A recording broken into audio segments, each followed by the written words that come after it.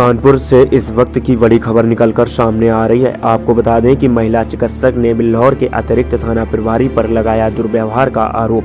बिल्लौर CHC में तैनात महिला चिकित्सक से अभद्रता और धमकाने का थाना प्रभारी पर लगा आरोप। महिला चिकित्सक से अभद्रता का मामला सामने आया है। आपको बता दें कि थाना प्रभारी ने महिला चिकित्सक को धमकी दी है। कहा कि स्वास्थ्य मंत्री से कहकर तेरी नौकरी ले लूंगा।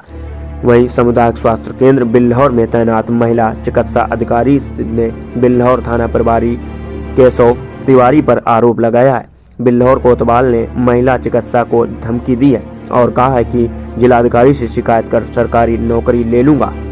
आपको बता दें कि महिला चिकित्सा अधिकारी ने पूरा मामले की शिकायत पुलिस आयुक्त से कर न्याय मांगा है। ये पूरा मामला बिल्लौर सामुदायिक स्वास्थ्य केंद्र का है। सुरजीत पाल की रिपोर्ट, कानपुर। थाना बिल्लौर पर कुछ दिवस पूर्व पंजीकृत एक अभियोग की पीड़िता को आज बिल्लौर पुलिस के द्वारा मेडिकल परीक्षण के लिए सीएचसी बिल्लौर ले जाया गया, जहां पर उपस्थित महिला चिकित्सा अधिकारी द्वारा पीड़िता का मेडिकल परीक्षण किया जाना था।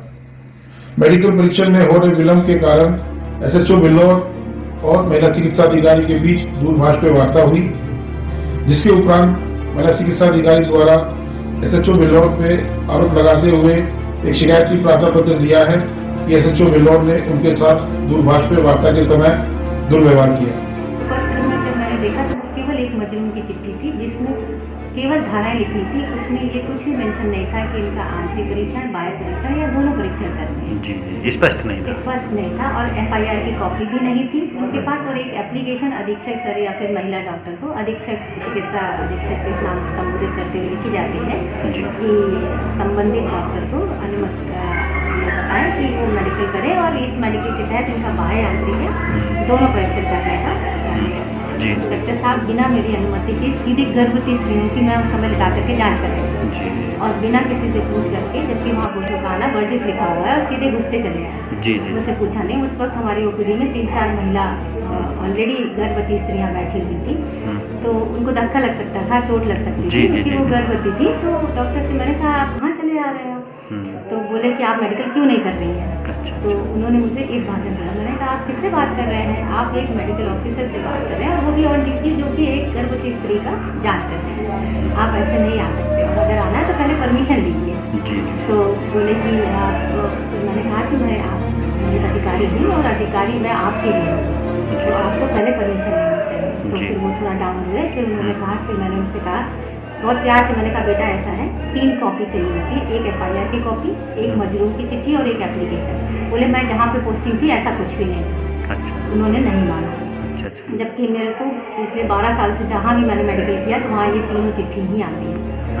और उसमें बोले मैं आपको वर्बल बता रहा हूँ कि 354 का केस है और 354 में जो आपको मुंह से मैं बता रहा हूँ वही मेडिकल करना है। तो मैंने कहा वर्बल कोई एग्जामिनेशन नहीं होता, वो भी मेडिकल।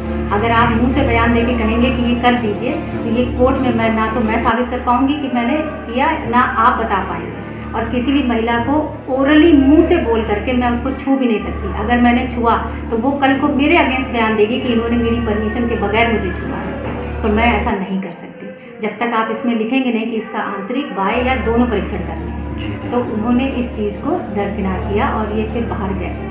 ठीक, बाहर गए तो उन्होंने सचो जो है आपके केशव कुमार, जो केशव जी हैं, केशव प्रसाद तिवारी या समथिंग, जो उनका ऐसे नाम है, तो उनको फ़ोन किया। तो उन्होंने फ़ोन किया उनको, तो उनका फ़ोन आया। वही इंस्पेक्टर जो आए थे हमारे पास महिला कांस्टेबल के साथ में, तो वो बोले कि मैम ये जो हमारे अधिकारी हैं, मतलब हमारे इंस्पेक्टर साहब हैं, वो आपसे बात करना चाहते हैं। मैंने कहा हाँ बेटा मेरे को दे दो, मैं बात कर लेती हूँ।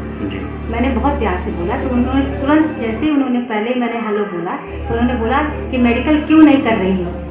ठीक, तो मैंने कहा आप कैसी बात कर रहे हैं कि इस तरह से आप बात कर रहे हो?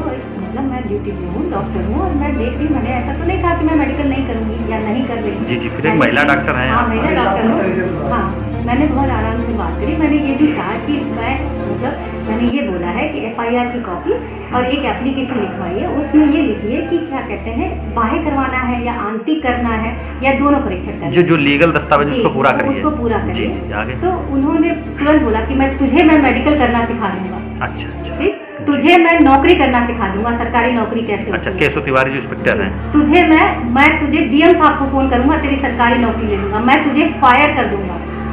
अच्छा अच्छा। मैं पाठक साहब को फोन करूंगा, तुझे खिंचवा लूंगा और तुझे मैं बताऊंगा कि सरकारी नौकरी कैसे होती है। उसके बाद फिर मैंने कहा आप एक महिला से ऐसे बात करते, आप बाकी कैसे बात करते हैं, तू मुझे सिखाएगी कैसे बात करी जाती है।